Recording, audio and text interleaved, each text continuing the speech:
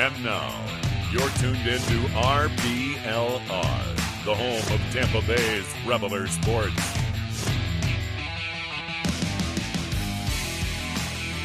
Hi, everybody. Welcome to your RBLR Rays show. I'm Ben. With me is Zach. He's back this week after his IL stint, I guess. How's it going, Zach? It was definitely an IL stint because I was like in serious pain for like the 2 days after moving. Moving sucks, guys. I don't know if you know, you probably do. Moving is the worst. I've definitely decided that the next time I move somewhere, I'm going to make enough money to be able to pay someone to do it because this is ridiculous. Yeah, that's what my wife and I decided the last time we moved. It's like, yeah, even if you don't have much stuff, it's a horrible thing, and people will accept your money to do it for you. So They will. that's it's always a benefit. We will also accept your money, not for moving stuff. We won't move anything, but I guess we would move a shirt or something to you if you went to shop.rblrsports.com. But before you even buy something, you want to make sure you like, subscribe, share, purchase, all those things from us at RBLR Sports. You can find us on Twitter, YouTube, literally every social media thing. Just like, subscribe, share. It helps us continue to put together some great stuff for all of our great listeners. And even if you hate us, you can still, I guess you don't have to like and subscribe if you hate us, but you can still share it out of spite and, make fun of us, whatever, talk about how dumb we are, something like that. You could talk about how both of us have slightly disheveled hair if you wanted to. Yeah, I mean, that's just the style, we do that on purpose. Mm-hmm. It is stylistic choice. But anyways, yeah, this week the Rays tied the Major League record with their 13-game win streak, and then they eventually lost it. But it's still a really great run. 13-1 to start the year is phenomenal. They have the best record in baseball. They've given up the fewest amount of runs. They've scored the most runs. But then we've also got Springs, Eflin, and Siri getting placed on the IL this week. Not too serious about Eflin. Siri's gonna come back relatively soon, but Springs is still a bit of a question mark. We've also got Taj making his Major League debut this week, and today is also Jackie Robinson Day, so everybody's going to be wearing the same number. Might be a little confusing if you're watching the game and you don't see the names on the back of the shirt, but thankfully the Rays have pretty recognizable faces on a lot of those players' heads, so I guess it's not too bad.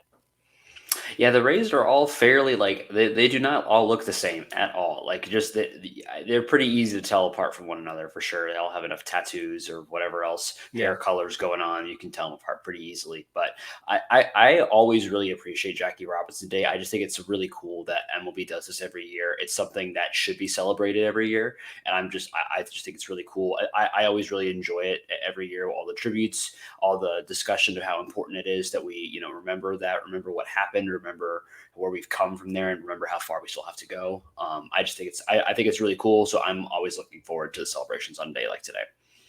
Yeah, it's always like a fun day game atmosphere. Good stuff. The Rays play at 3:07 today, so looking forward to that. I enjoy the day games more. So yeah, it's going to be hopefully a bounce back win today. Yeah, I mean, I think it'll be a bounce back win. I like day games. I'm usually at work if it's during the week, so I'm like checking my phone while I'm like in the middle of doing stuff. But it is fun to have a day game. I like, if I'm going to a baseball game, I like going to a day game better than a night game, mostly just because I don't like driving in the dark. But day games are just fun atmosphere.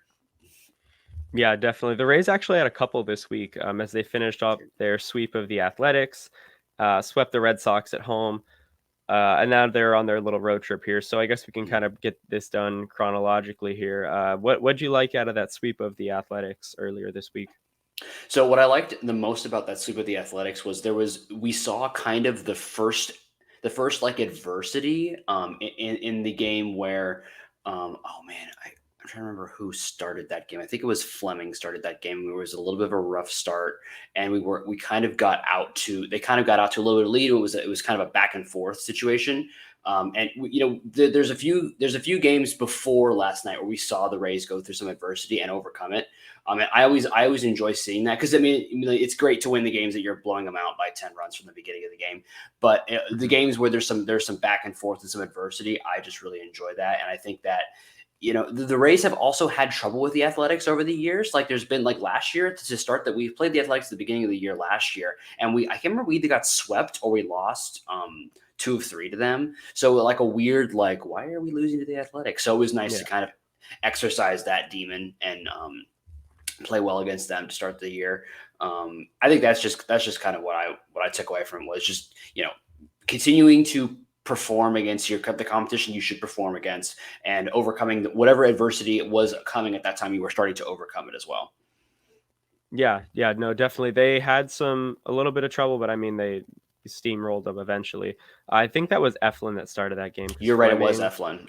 Yeah, Fleming went in Boston, but yeah, they had during that series though, the Rays led the league in WRC plus. I believe they're still leading it like overall. But they had a 211 WRC plus during that series, which is fantastic. Great offensive output. Brandon Lowe led all of baseball, and of course the Rays during that series too with the 424 WRC plus. Team ERA during that series was the major league best 1.67. They dominated in every facet of the game and took care of the Athletics relatively easily. So good stuff. That was fun for sure. Yeah, it was a fun series. It's been really fun to see Brandon playing so well to start the year. I mean, there was a really dumb power ranking that came out that he was like in the like also mentioned and like just so disrespectful. I don't know if he was yesterday leading the league in like xWOBA. He's like second in OPS plus, only to I think Chapman, who is literally on fire. I don't ever seen him play this good for any stretch. But the thing about how Lau's playing right now is I feel like this is sustainable. Like this is what we expect when he's playing at the highest level. Like I don't know that how well Chapman is playing right now is sustainable. I think Lau could play this way. He's probably not going to bat 333 or whatever he's batting right now for the whole season. But the weighted on base percentage, the slugging percentage, all those numbers I think are they can be pretty consistent throughout the year. So if we get a full season where he's playing like this, it's gonna be a fun season because I think you have multiple guys who can play at an all-star level, and it's just who's hot right now. And we've kind of in previous years kind of gone oscillated between somebody's hot, but right now everybody's hot, and it'll be fun to see who can sustain that throughout the year. Yeah, I mean, Brandon Lowe is to say he's, the best hitter on the team right now is an understatement. Like he's one of the best hitters in the league. This past week, I'm just going to kind of spoil it right now. He was my player of the week, but he was second in all of baseball in WRC plus this week. And just domination is, it's so cool because he's either, getting pitched around and he's walking because nobody wants to pitch to him, or he's like mashing an extra base hit, which is a lot of home runs lately for him. So that's pretty cool. But yeah, he's been on fire, and he continued that into the Red Sox series where they swept the Red Sox. Well, they didn't just sweep them. They mopped them because it was a 4-game series. So mopped the Red Sox at home. Once again, top offense in the league for that series, 143 WRC plus. The Red Sox pitching is definitely better than Oakland. That's for sure. Oakland is a mess over there, but yeah, I mean, the Red Sox gave them a little bit of trouble, but still the Rays relatively easily took care of a 4-game sweep. So good stuff. The Red Sox are now, the Rays are now like 12-1 in their last 13 home games against the Red Sox. So you got to beat those division opponents. Yeah, what's the meme? It's not really a rivalry because we always destroy them. There's a meme out there.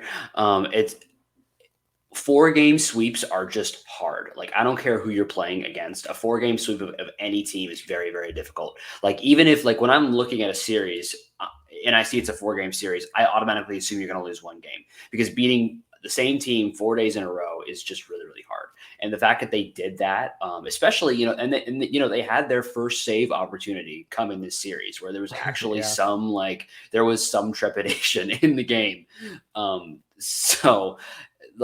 But it didn't matter because you had the player make the play when we needed him to give us the lead, and you have the best closer in baseball come in and shut it down, Rare Banks as they have been calling him, coming in and making the pitches to end the game. I'm just very impressed with this team's ability to sustain the level of play that they have throughout the beginning of the year. Like I fully expected them to lose a game during the Boston series. I fully expected at least one game they're going to lose because you don't do 4-game sweeps very often, but they just didn't, and they just kept rolling through, and it's very impressive. I was shocked. I think my preseason predictions for their record, I had them losing 2 games by this point. By the end of the Boston series, I had them losing 2 games. So, I mean, and I thought I was being very optimistic, but obviously not optimistic enough because they just decided to not lose any games. So it's been like, whatever the noise we've been hearing from sort of outside of Rays fandom about it not being real or, not being really that impressive. If you're a Rays fan, this has just been fun. Like it's been nothing but just a lot of fun. You don't let the people who are talking down on the wins ruin the joy of enjoying those wins and that win streak, because it's fun. It's winning is fun. It definitely is, and it's fun having. Well, I mean, I guess it wasn't too fun having Fairbanks on my fantasy team for a little bit, but now that he finally got a save opportunity, I can start maybe getting some more points here and there. But yeah, he's as locked down as they come. So even if the Rays do happen to just have a 3-run lead or something like that, and you can come in and shut the door pretty easily. But the rest of the pitching staff was really good too in that Boston series, especially the starters between McClanahan, Fleming, Taj making his debut, which was pretty good. I mean, it wasn't perfect, but it was good. Actually, it was better than good. I'd say it was really good. And then Springs, even though he had his abbreviated outing, they still combined for 17 innings, 27 strikeouts at a 1.86 FIP. Like if you get that from your starters in a 4-game series where, one of them had to leave like pretty much halfway through the start because of an injury, and they were still that lockdown. And then Kevin Kelly comes in a high leverage spot, gets it done, and then Braden Bristow also makes his major league debut that series in that game, and he eats 3 innings to save the bullpen. Just everything was going really well for that pitching staff, and the offense kind of BAPIP'd Kluber a little bit, but yeah, just I don't know, that series was really fun. It's hard to it's hard to sweep or mop a 4-game series, but they did it. So it's nice that they were able to bank an extra win there. Bradley pitched significantly better than I expected him to, given the circumstances. He's been good, but not great so far in Durham. Mm-hmm. He's had some, his peripherals have been good. The results have been kind of He pitched much better than I thought he was going to. And I think that, even the pitches where he got hit, I thought they were located well. And I thought that the Boston hitters just put good swings on the balls. Like, I don't feel like the runs he gave up, he wasn't like missing locations as much. Maybe one. I think there was one that was kind of a mislocation. But some of the other ones were just, they went down and got it, or went up and got it, or put a good swing on a tough pitch. So I thought he looked really, really good. I was very impressed, even though he gave up 3 runs over 5. Like, to me, if you go, for given the fact that he is the youngest pitcher in Major League right now, if you can go 5 and give up only 3, I'm totally good with that. I'm very happy with that. Yeah, and I mean, some of it was because of the team defense, very good corner outfield play, specifically in the right field general vicinity. Definitely cost some runs out there, but it is what it is. The Rays overcame that, and yeah, I mean, it was a really nice debut from him. He was, as good as you could probably reasonably expect a 22-year-old to be. Fastball was awesome, and I'll talk about him a little bit more later, but yeah, just really encouraging stuff, and we might see him back up maybe early next week, depending on what they decide to do with Springs heading towards the IL. So, I mean, I'm excited to see more of him. I don't know how much he will contribute, but I think if they need him to, he could, in a meaningful way, which is cool because they kind of need, the length right now. Yeah, I mean, they don't have a whole lot of options because most of their options are currently up. Not as a spoiler, but Yanni got used last night. So that was not ideal, certainly. And, it definitely puts them in a little bit of a bind from a starting pitching perspective, going into the weekend. So, I mean, you'd have to expect that he'll be up on Monday. And hopefully he can contribute something meaningful, in the coming days. Yeah, absolutely. I mean, and if he does come up, it would be on the road in Cincinnati, which is never an ideal place to pitch because it's such a hitter-friendly park. But Just a little bit. yeah, I mean, if I think it's going to be an offensive battle that series, anyways. And last year the Rays went into Cincinnati and got swept, which was really weird, super uncharacteristic. But again, that was kind of around like that Wander Hamate thing, and it was Yeah, it was weird. But it then we was. also got like the birth of Yu Chang in that We series, which was did. exciting. So It was fun. that was cool. Yeah, But it was cool. yeah. So heading into the current series here, played the Jays last night. We all know it's the first loss of the year, so that was unfortunate, but it was bound to happen Yeah. eventually. Jose Barrios honestly pitched the game of his life. He was probably the worst starting pitcher in the majors this year, and he just went out and did his thing. And Rasmussen, one of the best starting pitchers in the majors this year, went out and laid an egg. And that's going to happen sometimes. I mean, everybody's going to have, every starter, we kind of say it all the time, but you're going to be good for a third of your starts, okay for another third, and then not great for the other third. So if you make 30 starts in a year, that's 10 starts where you're not going to have your best stuff. And that was just one of 10 from Rasmussen, and there are going to be more, but hopefully he did okay with limiting the damage, but the defense kind of let him down. Double play opportunity I mean, it wasn't a perfect opportunity, but Wander could have made that play. Probably he'd be the first one to tell you that he should have made it. Yeah. Then later in that inning, Brandon Lowe messes up another double play opportunity. So that's like, you're giving a team 5 outs to work with in an inning, and they're going to score. I mean, I feel like maybe I guess the Athletics would probably still score, but I don't know.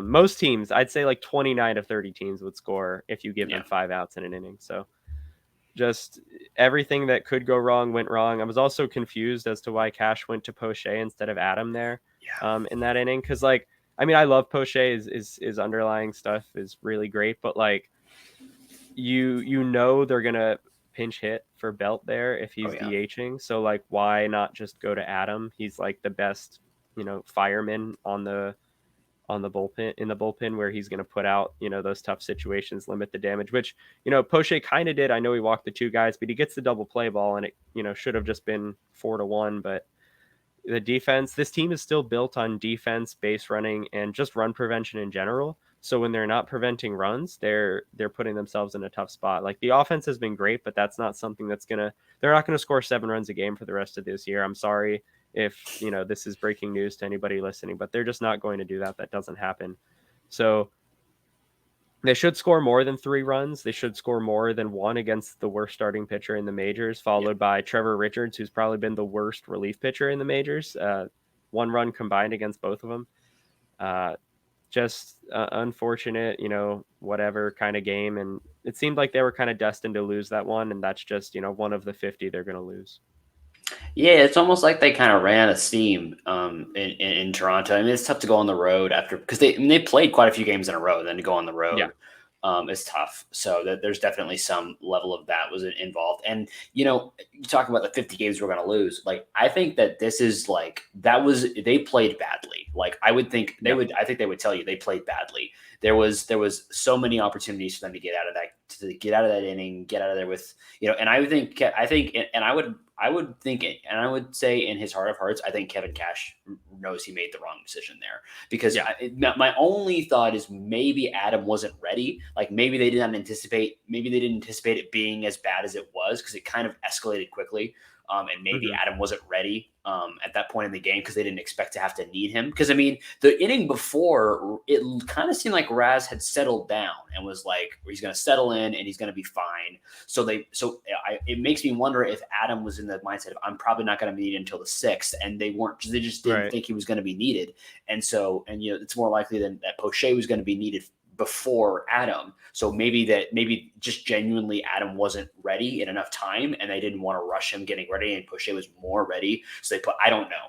I have no idea, but it definitely wasn't the right decision if we're speaking purely from baseball decisions, because Adam probably gets you out of that still only down like 3-1 or whatever.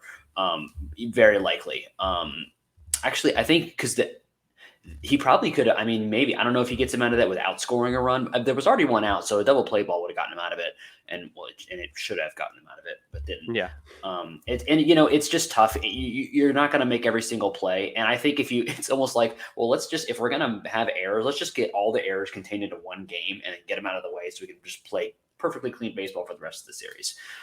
Maybe that's what'll happen. It'd be great. There were some opportunities offensively. The next inning, I think they had runners. They had 2 runners on with like 1 out and did not get anybody home. Like there were opportunities in this game to score runs and just didn't make it happen. So you're going to lose a couple games. It's going to happen. I know there's a lot of chatter about, oh, they finally played a real team and they lost. I'm like, no, okay, that's ridiculous.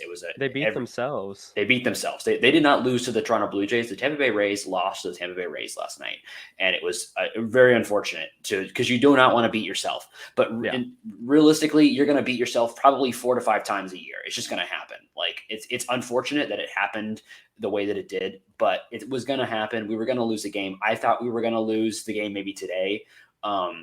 I didn't think we were going to lose last night because I didn't think we would not get to Barrios, but we didn't.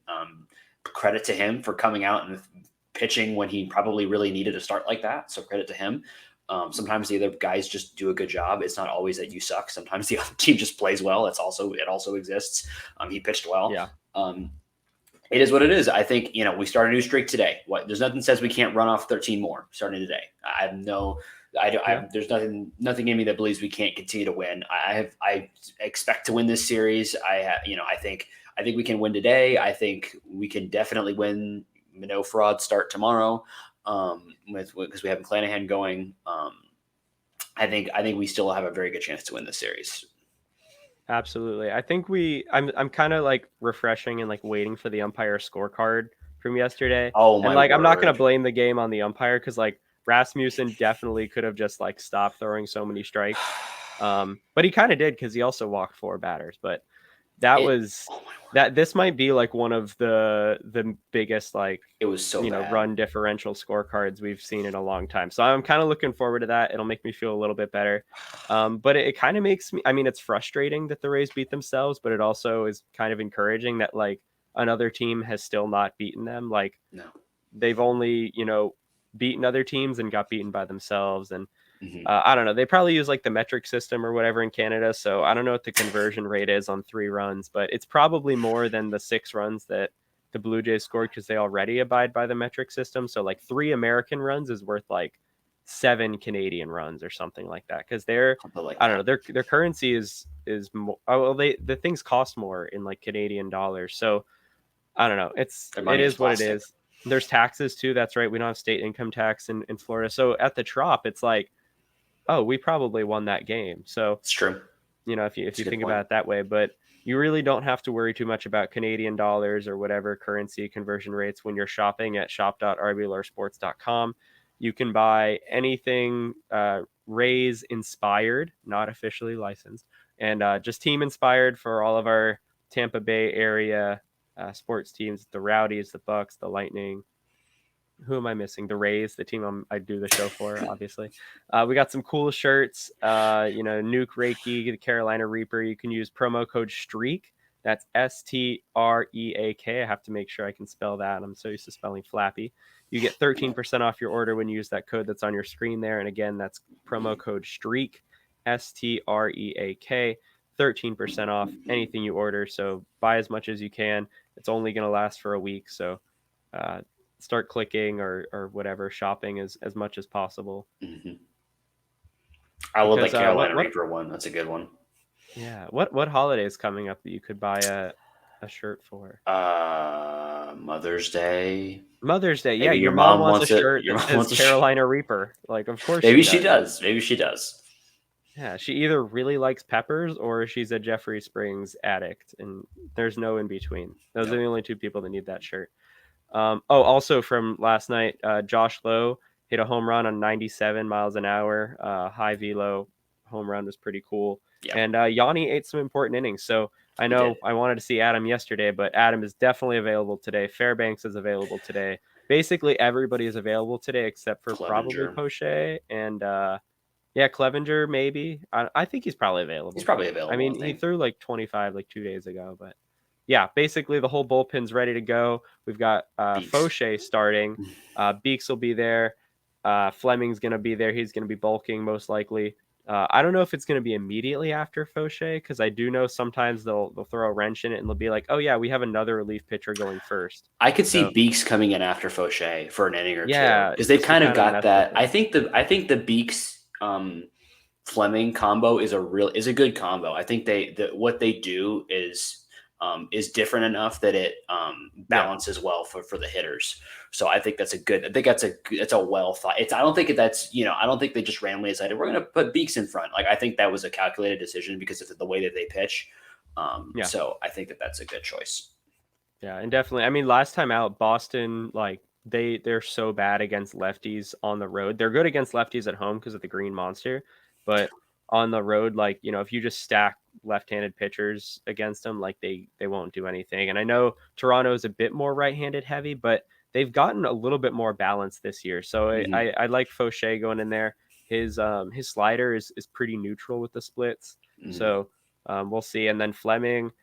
He'll go as far as his command lets him go. I mean, not his command, his sequencing, because we know his command is going to be good. It's going to be there. He's keeping things down in the zone. But if he's throwing like 70% sinkers, who knows what's going to happen? So he could get BAPIP'd, or he could go like 5 strong with like 2 hits, 1 strikeout, 1 walk, and just ground ball machine. So yeah, I think he'll be fine though. I mean, the changeup will also be good for keeping the righties off balance, and their better defensive unit is mostly left-handed. So with Varsho and KK.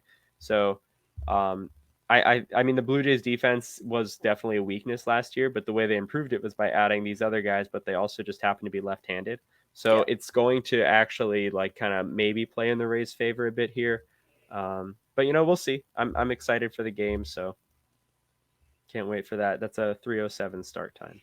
It is. I think Fleming really impressed me with his last start, so I'm looking for him to continue that level of success. What I'm not looking forward to is continuing to see Kevin Kiermaier in that uniform. I wanted to bleach my eyeballs when I saw him step up to the plate the first time. It hurt my feelings, especially because they kept the camera focusing on him, obviously because he was a former Ray. Just hurt my feelings generally. So I would hope he doesn't. I would like him to not play for the next 2 games. I'm sure he will. He's also been playing well to start the year, which just hurts my feelings even more.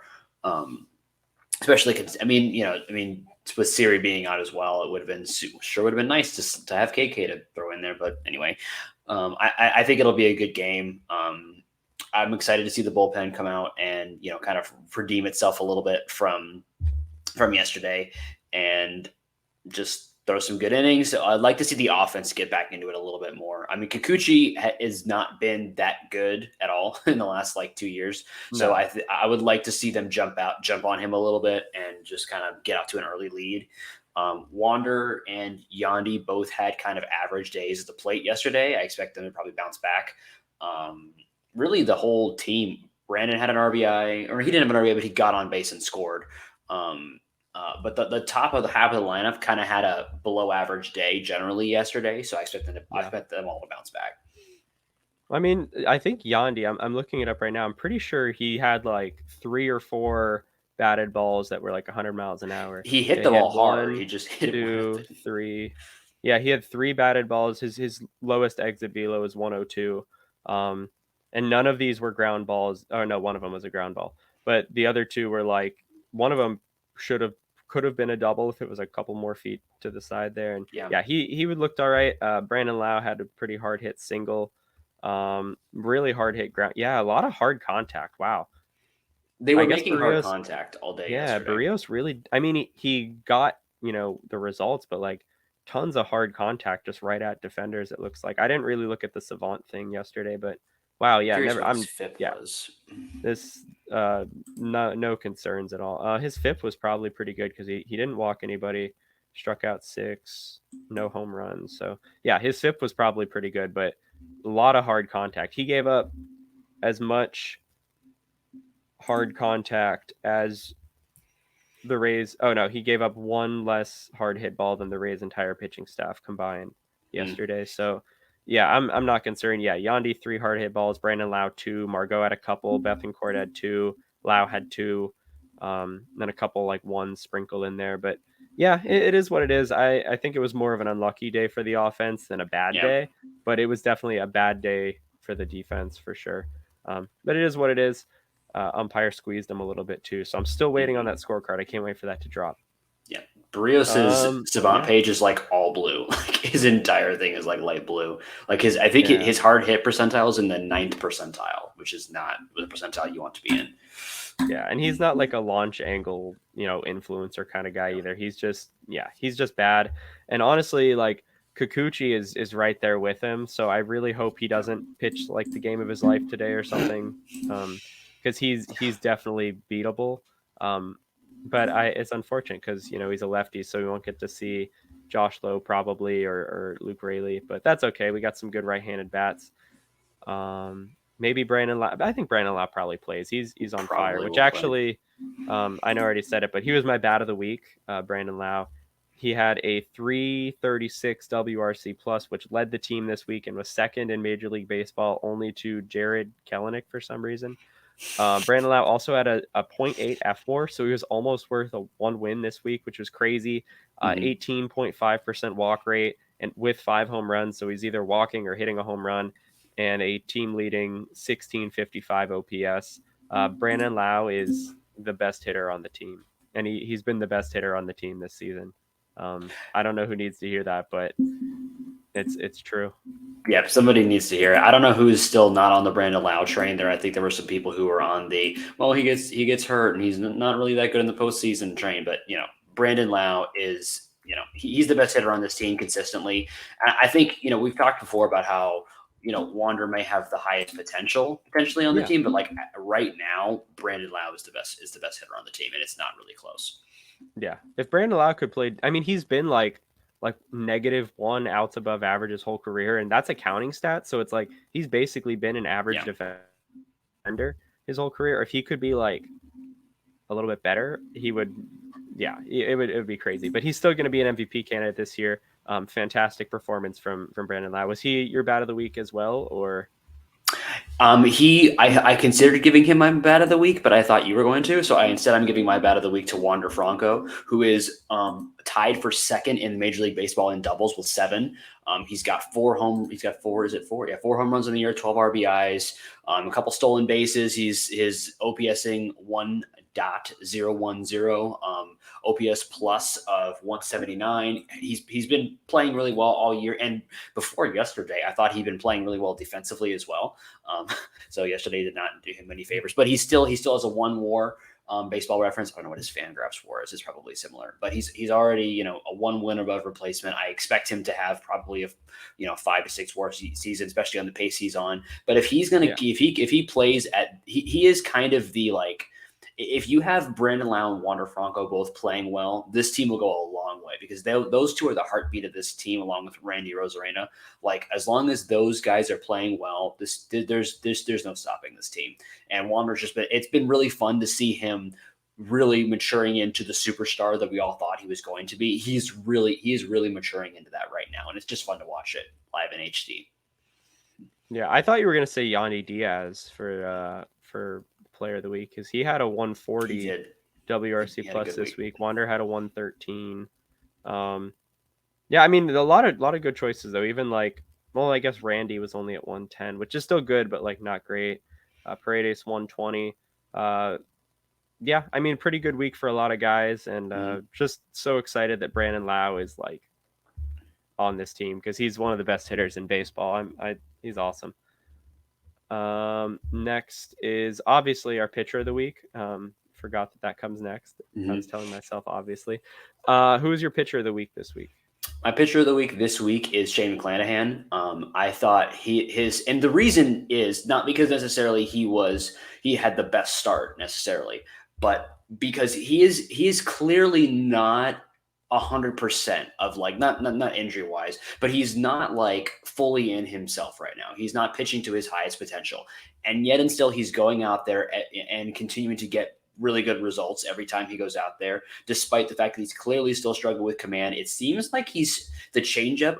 It seems like he's fighting with the changeup right now. He doesn't seem like he's throwing it as often. It doesn't seem like he's getting as good of results as he has been in the past last season on it right now.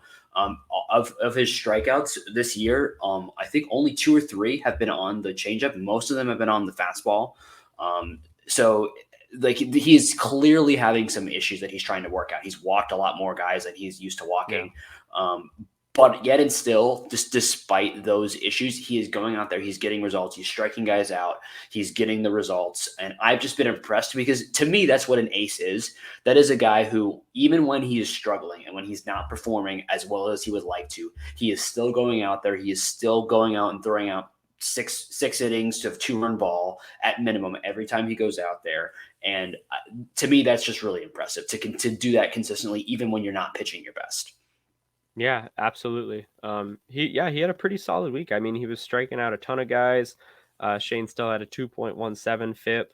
The 19% walk rate's a little, it's uncharacteristic of him, but it is what it is, and hopefully he can bounce back this weekend. His fastball's really taken a step forward this year, so I really like that.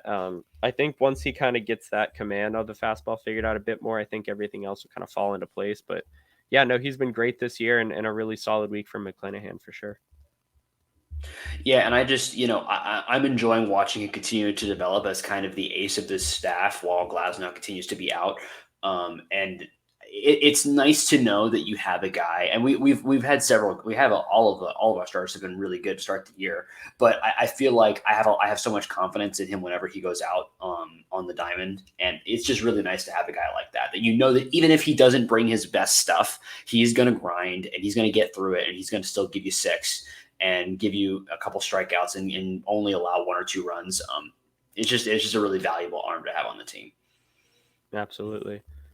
He also had a 0.2 F4, so not a bad 5-inning start from him. I know it wasn't perfect, but he still was valuable in that start. I went with Taj Bradley this week. I was gonna not give it to him, but then once I started to look at like his numbers, like not just his stuff numbers, which were good, he actually kind of like he shoved. He led the team in FIP this week with a 0.77 FIP. Also led the pitchers in 0.3 with 0.3 F4. He was tied with Rasmussen and Springs for that, but they pitched double the amount of innings because they had 2 starts this week. So really great stuff from Taj. He also had the highest like strikeout to walk ratio this week out of all the pitchers. Just phenomenal stuff. Oh no, just kidding. Josh Fleming did. That's good. Good for him. Fleming actually had a really good week too. He had a 0.87 FIP. Really nice game against Boston. But yeah, I like Taj. He was phenomenal, and his fastball, like the stuff metrics and like the models on his fastball are absolutely insane. Like he has a top 5 fastball in baseball right now, which is so crazy because it's like Pete Fairbanks, Colin Poche, and who's the other one? Rasmussen's got a really good one. Like this whole staff is like has some of the spots that occupy like the top 10 fastballs in the league, and Taj has jumped right up there. So good for him.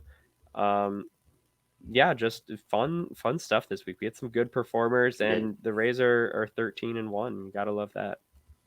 You do. Taj and Flem were also like on my short list of pitchers for the pitcher of the week. I was really impressed with Fleming bouncing back from a really rough first start of the year. I was really impressed with that.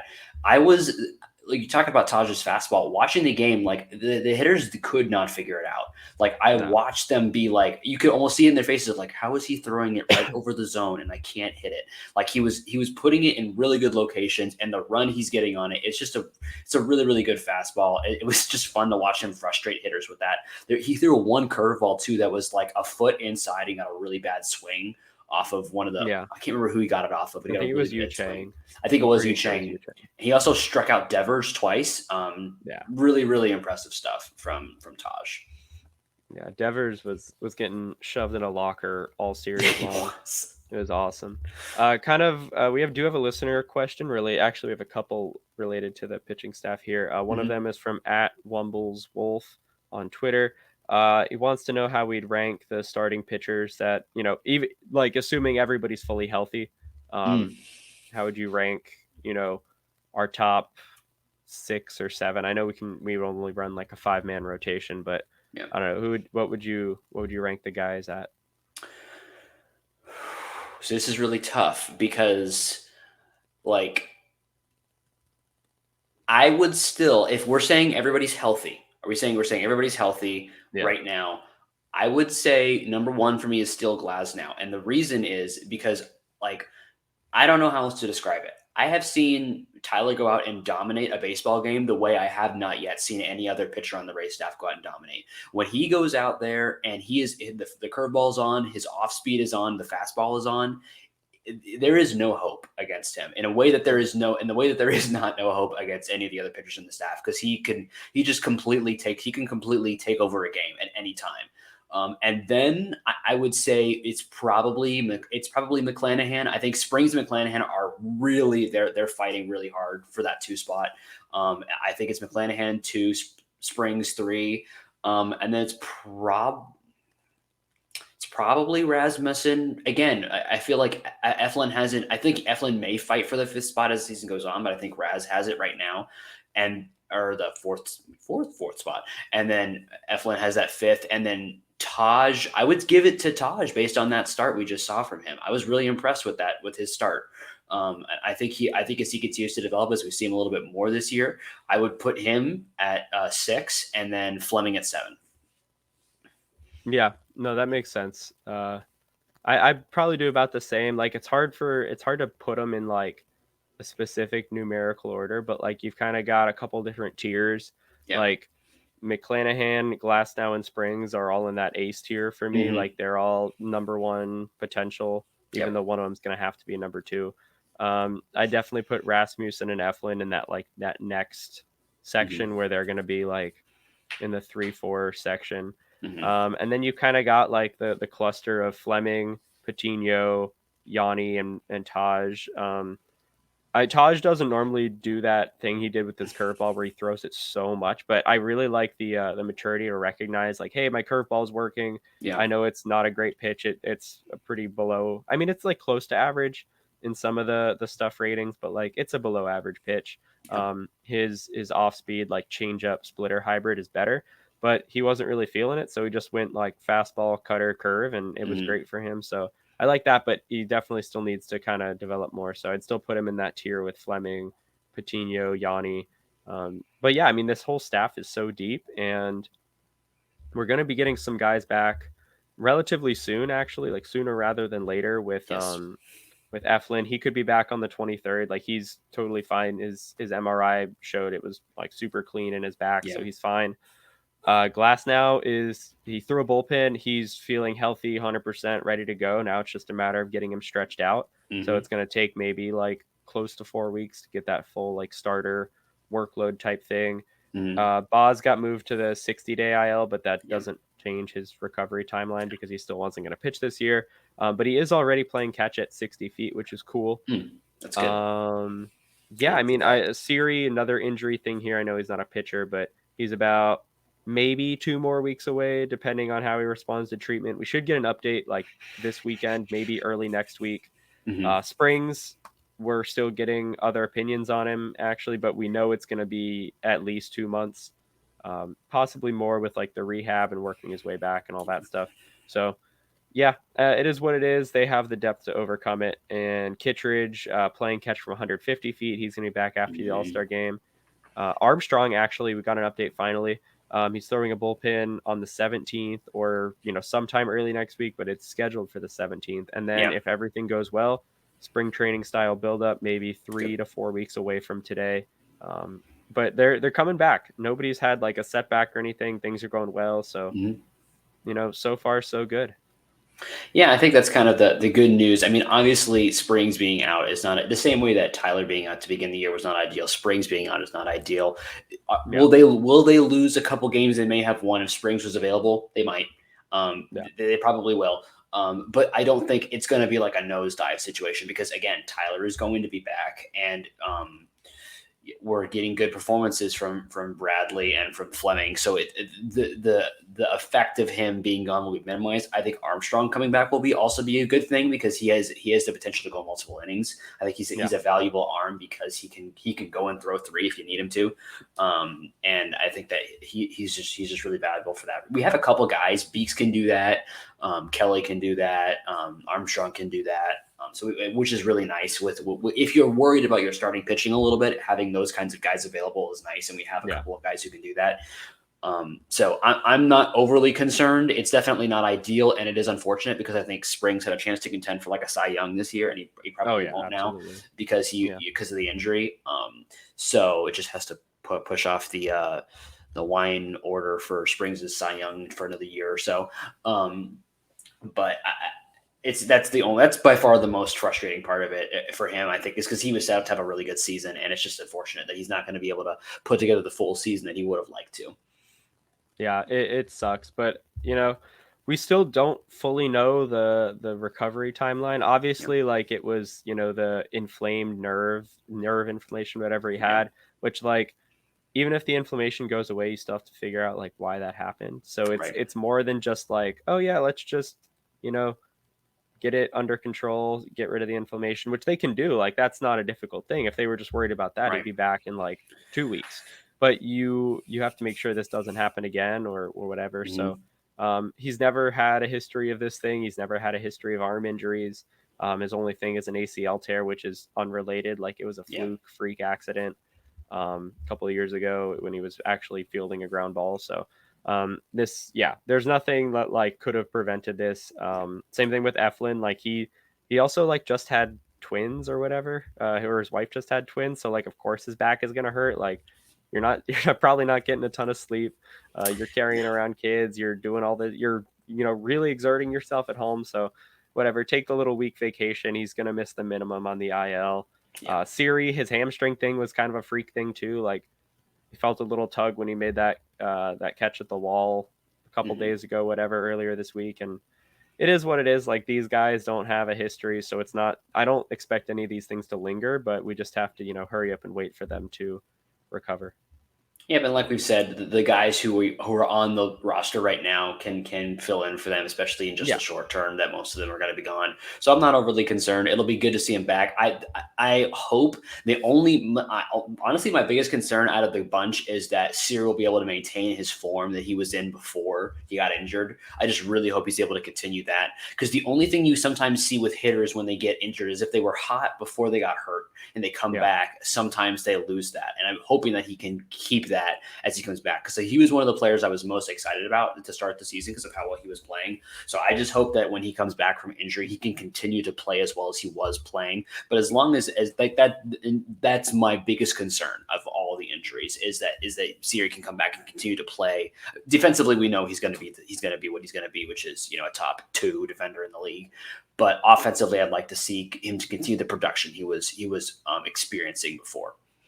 Yeah, I don't think he'll continue to be a 172 WRC plus guy, but if he can be like 90 WRC plus, like or 95 even, like that would be amazing. Like it's just play your defense. Like let's get Margot moved back over to right field and get that other guy that was playing right field. Like let's move him to DH so we don't have to worry about that.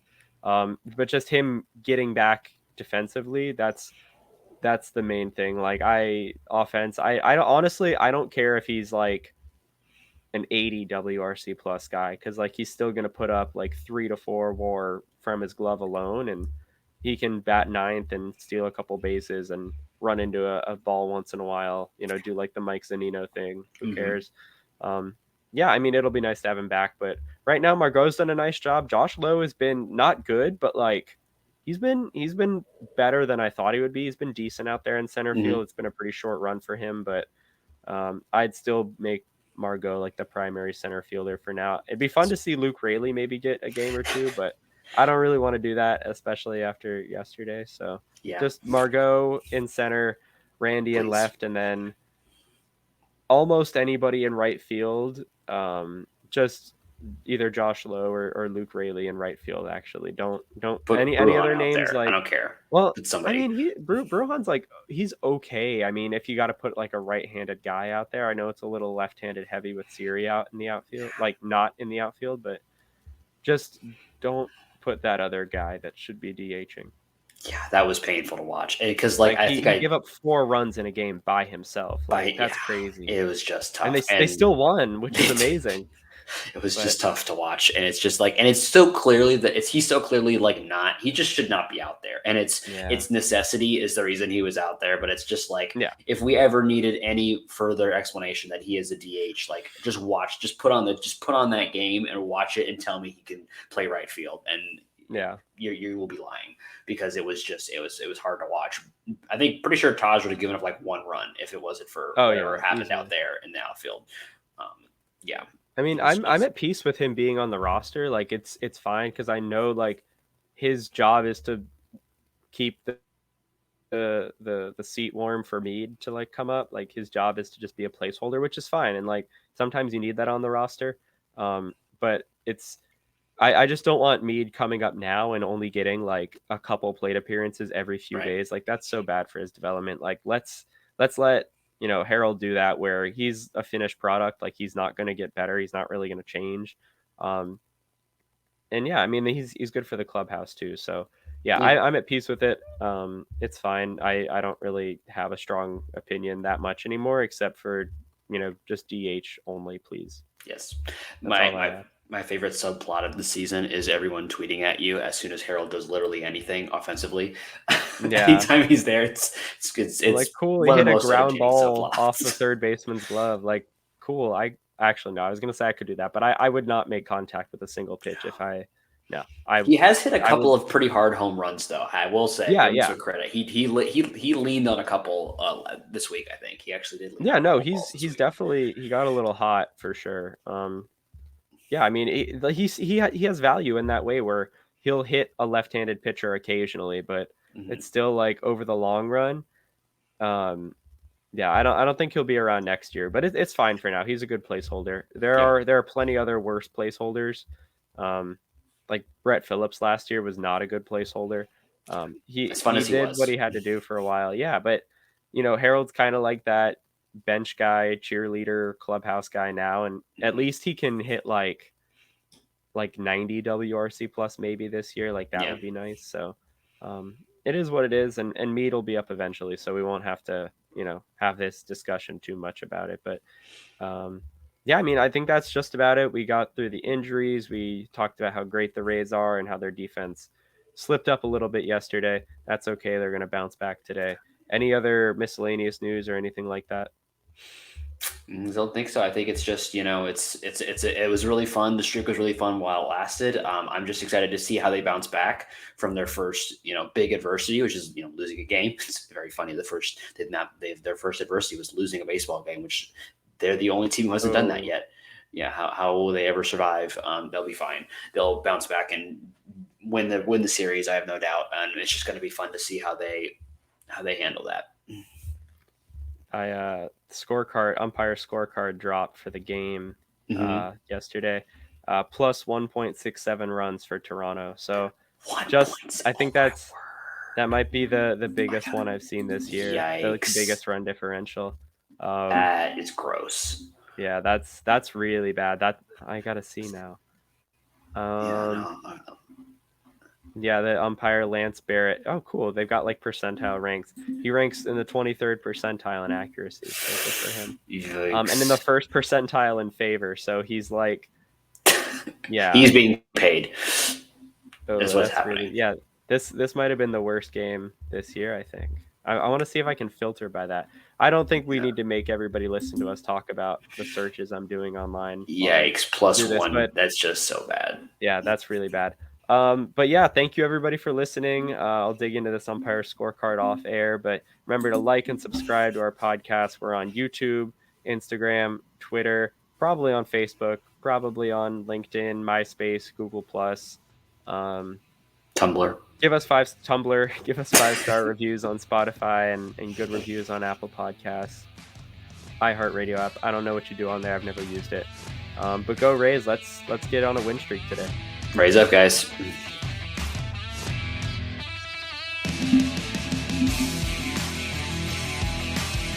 Thank you for tuning into this presentation by RBLR Sports. On your way out of the stadium, please remember to like and subscribe.